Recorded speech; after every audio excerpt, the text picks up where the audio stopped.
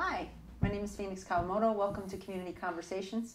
I'm the project director for the Community Partnership for a Safer New Paltz. And today, for our show, we have Chris Dennehy from Step 1 in Highland. Hi, Chris. Hi. Welcome. Thank you. Thank you very much. So for our folks who are watching and not familiar with Step 1, can you give them a little background as to the great things that you're doing in Highland, and Highland in particular, since it's part of our greater New Paltz service area?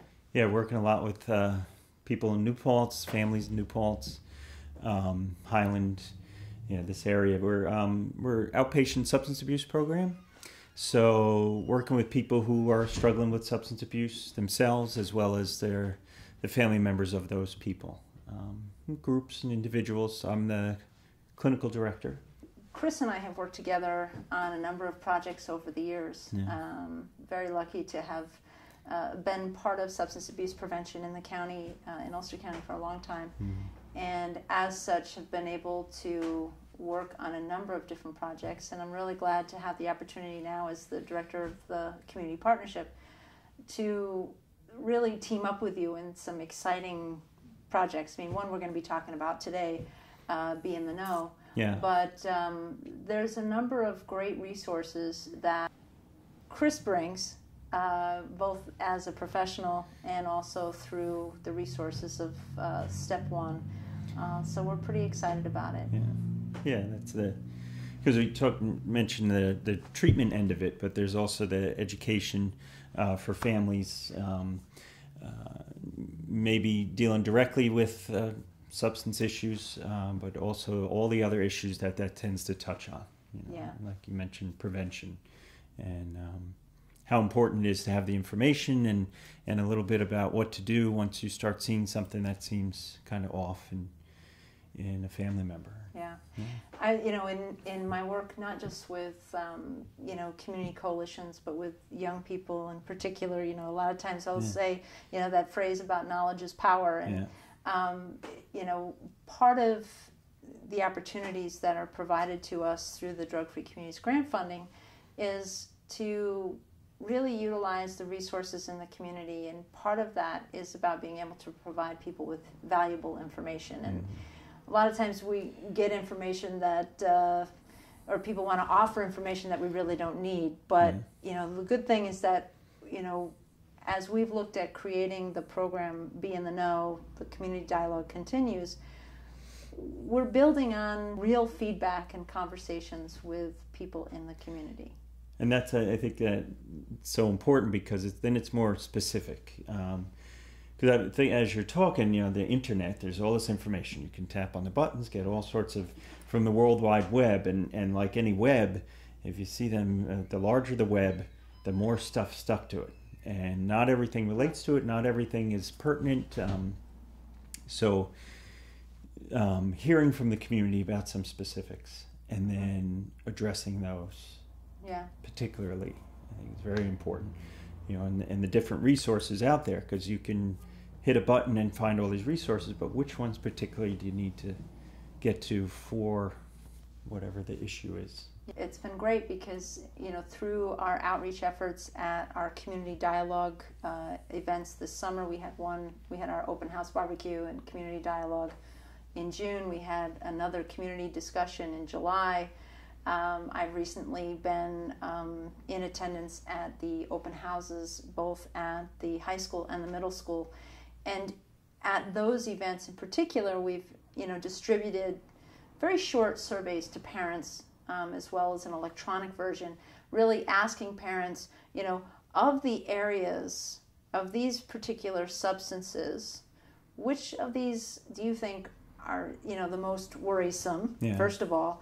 And second of all, what types of information do you need, right, that would be most helpful to you? And third, what's the best way to get you that information? Because we know not everyone can come out at night. There's way too many responsibilities. So we're in the process of, kind of going through that data so that you and I and the other members of our parent response team, which is a group of service providers, can start to create a plan as to how we're going to move forward. Yeah, yeah, have some of those answers to all the questions that are out there.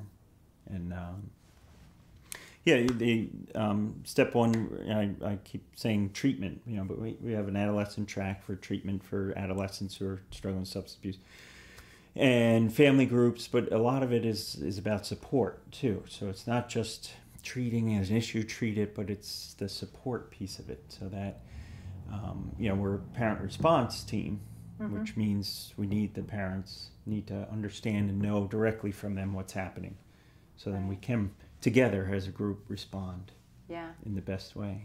And be the most helpful. I mean, we the community partnership is again, one of the great resources that we're able to provide through this funding is a community-specific web-hosted resource directory called Resource Direct.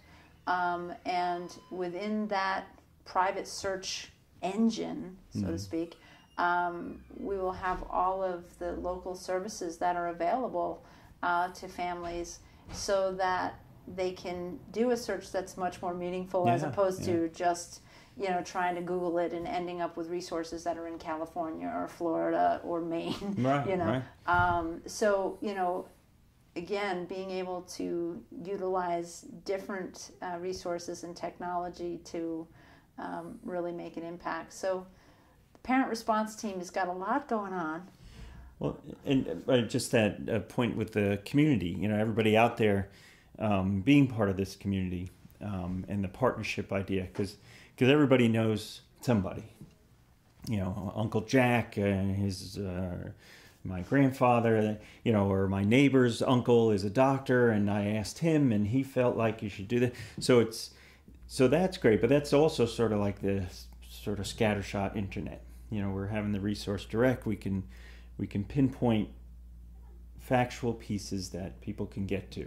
And then not only that, but there's usually somebody that you either know or somebody knows. So because we actually have lives and are people and human beings too. We're not just treatment providers. And so it's not just I heard somebody said that this place is good. I mean, that's a nice little network. But it'll be taking all that information, researching it, and putting it in an easily accessible format as this Resource Direct. So we have a lot of things that we I won't get overwhelmed. There's a lot of things going on, but I think when we look at the parent response team and which for folks who aren't aware, the parent response team is an action team that's part of the community partnership, and the members of that team are service providers, parents, local leaders. Anyone who really wants to be involved in outreach efforts for parents. So if you're interested, please contact the partnership, and I can let you know, when that particular committee will be meeting again. But really, this group of folks is looking at the information and the discussions that we're having, and working very hard to find the best fit.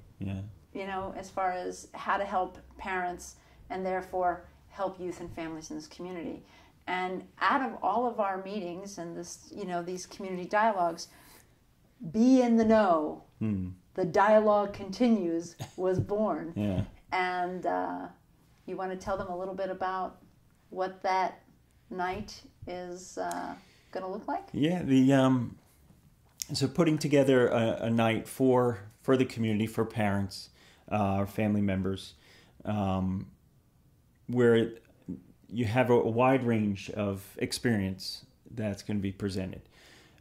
So there's the providers and those folks, including myself, but then also people from the community, people who have maybe been through some of the issues, especially, my head tends to be around the substance abuse, but in the substance abuse, getting through it, what worked, what didn't work.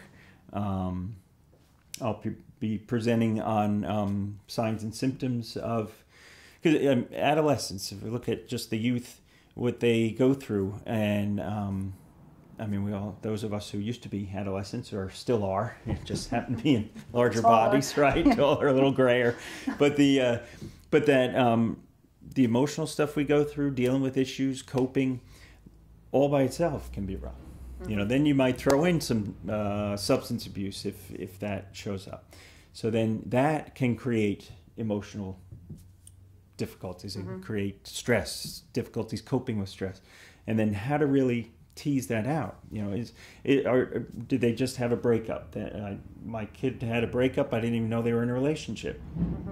And because they're having some mood swings. Is it that, or are they doing some sort of substance, or is it both?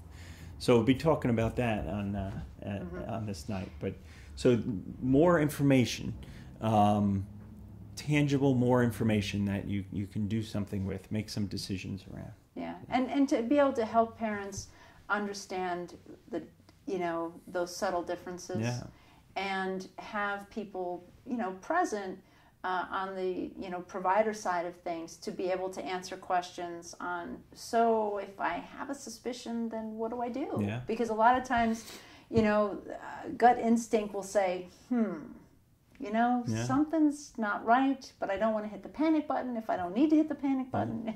What do I do? How do I, what about insurance? How do I, so these are all types of things that we're really working to, again, give parents, the best information we can. Now, interestingly enough, October happens to be, every month has multiple campaigns. October has many campaigns in it, but one of them that is of, significance to us as a Drug-Free Communities grant project is Prescription Drug Abuse Prevention Month. Really? And yeah, it's true. I'm not making that up. So, part of this is really important because many people don't realize that, number one, alcohol hasn't changed. Most accessible, most readily available, right? However, prescription medications, because they're prescribed by a doctor, a lot of young people and adults, have this kind of built-in vision that they are safe. Yeah. And young people, it has become tied with marijuana for the second most abused substance on the national level. We'll have local data probably early part of 2013, which will be able to give us a better understanding of what we're looking at, locally. But it's an area of great concern to us, and how we can look at preventing, problems, including addiction, or accidental overdose. So we know that 70% of youth who are reporting that they're using prescription medications. 70% of. Yes. So 70% of youth are getting their prescription medications from family and friends. Yeah. So to help parents understand that while their child might not be shopping in the medicine cabinet, their child's friend might be shopping in the medicine cabinet or in grandma's, medicine cabinet. So to really increase awareness, because if we don't recognize the risk or the potential, we lose the opportunity to make an impact. Yeah. And so part of this work on the 23rd is also going to be about kind of helping folks understand prescription drugs and why they even need to be concerned about it, because they're safe, right? I mean, what are you seeing on the treatment side? And without getting into too much detail, what can you say in regards to substance abuse, especially prescription meds? And I know the dialogue has happened around heroin, so and that's a big piece, especially with young people. They're getting the pills out of the medicine cabinets, and and as you're talking about that, I was thinking back to, pills were big in the 70s, big meaning larger than other substance ingestion, and then it sort of moved away from that, and cocaine came into being, and then pills fell away. And it's interesting that it's because they go in cycles like that. Right. But now pills are back. So the whole idea of taking this substance that's a pill the availability of it. It was back in the 70s, it was emptying out the medicine cabinets. That's where they were coming from. So they get it from their parents or grandparents, or their friends get it. And it's just a pill. Mm-hmm. And that whole trick of that it's prescribed by a doctor, which is true to somebody else, though, not to you. It's been prescribed, but to your grandmother for her arthritic pain or whatever, and it works for arthritic pain, and she takes a half of one because I don't like the way it makes me feel and all that. So then they take one and get that feeling, and the whole point of it is altering the feeling, right? I want to feel differently, or I want to get high, or whatever the thing is, and it works because they don't have the pain to start with. So the painkiller, the pain blocker, which is what these pills are, is an opiate, that's the name of that type of drug, which is the same as heroin. Heroin is also an opiate. So it's that switch that they're not just taking pills, for the parents to realize that it's an opiate just like all the other opiates. Mm-hmm. It's in the family. Yeah, right. It's a family affair. In the family. So then taking those pills and then catching a habit off of that, or getting more of a dependency, and then pills are more expensive than heroin on the street, and so it's this cycle that we're going to be going into more detail on the on our night.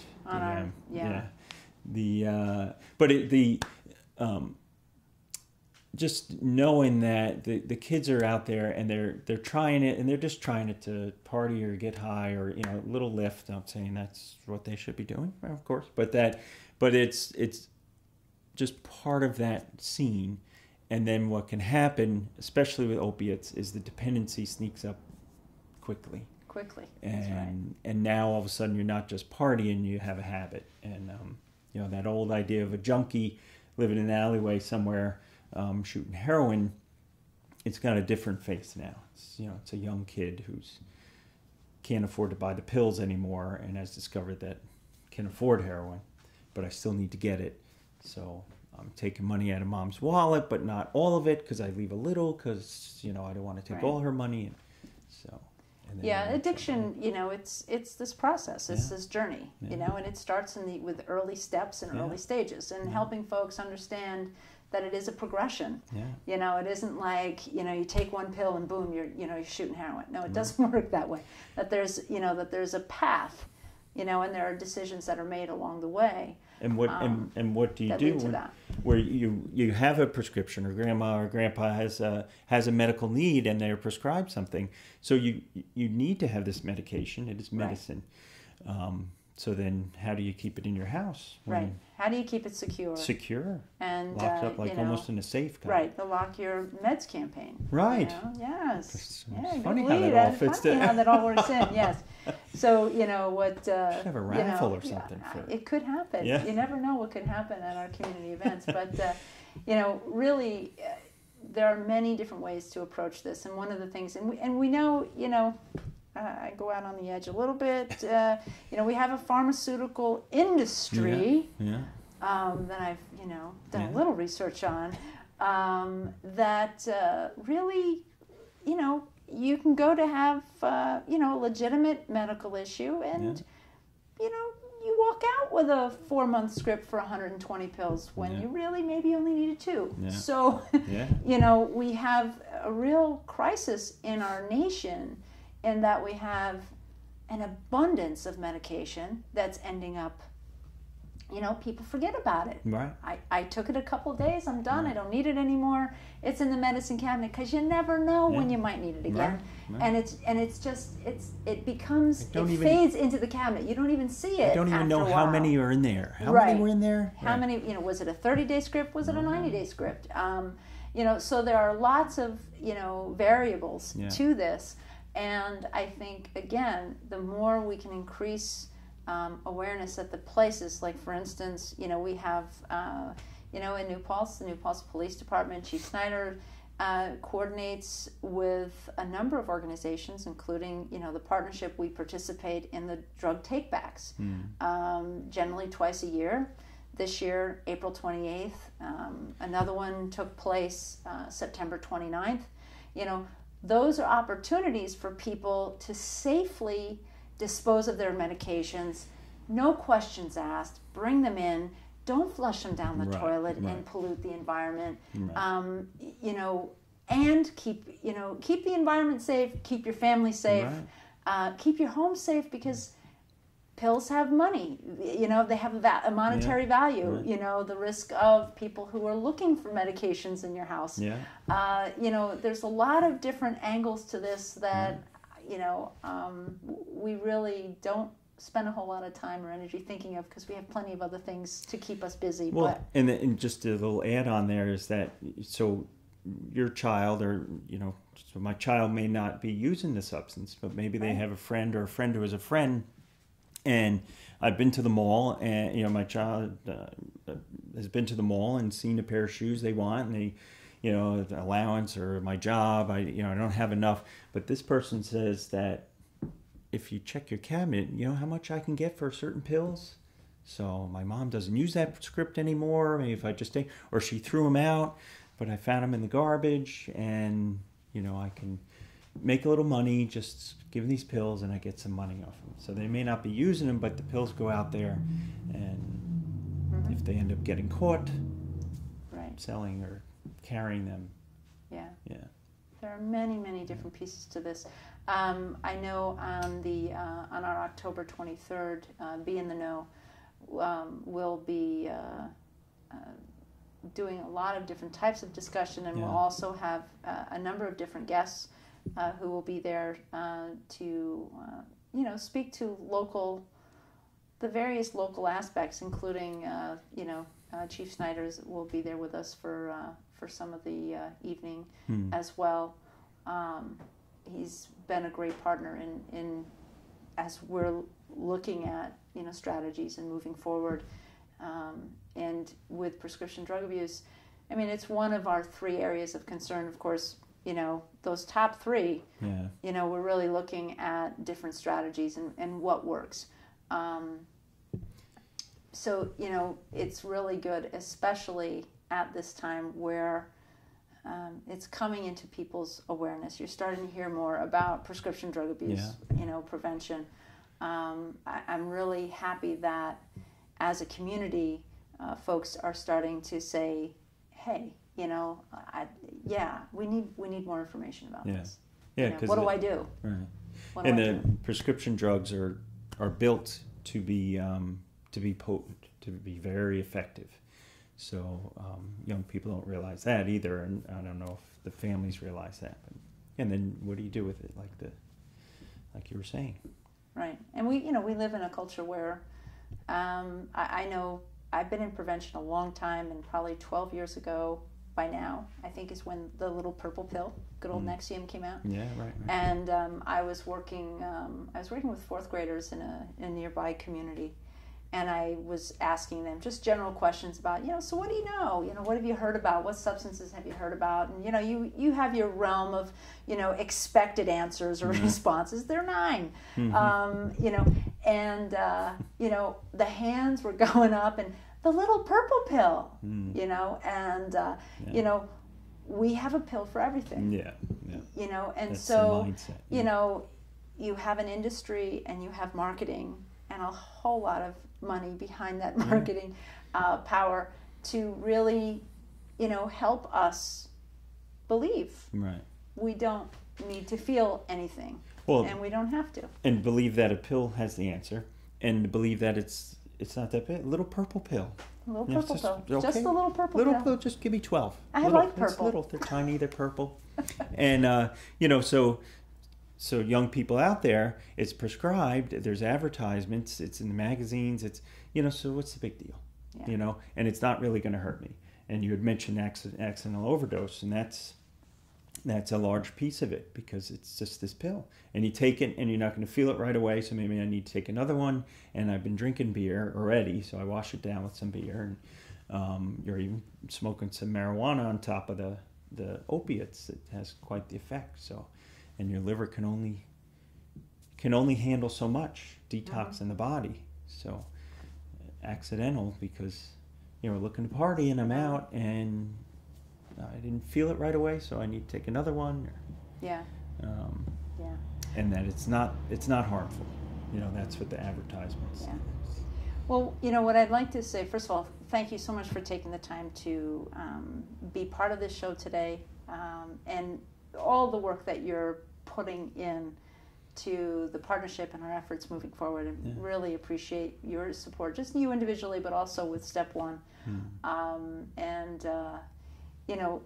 When we look at, be in the know, it really is important that, one of the things we're most excited about is that parents are going to have an opportunity to get information, and support.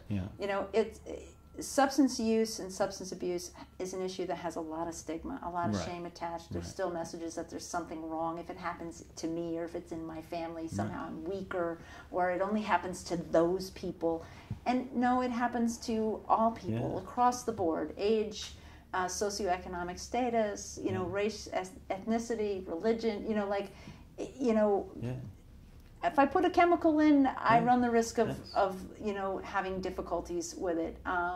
So the idea for the 23rd is really about, helping you get information in a way that makes sense, that's valuable to you, and that can help you and help your families. So we really hope to see you out there on the 23rd at the New Paltz High School in the auditorium from 7 to 9 p.m. And until then, please take good care, and thanks again for being with us on Community Conversations.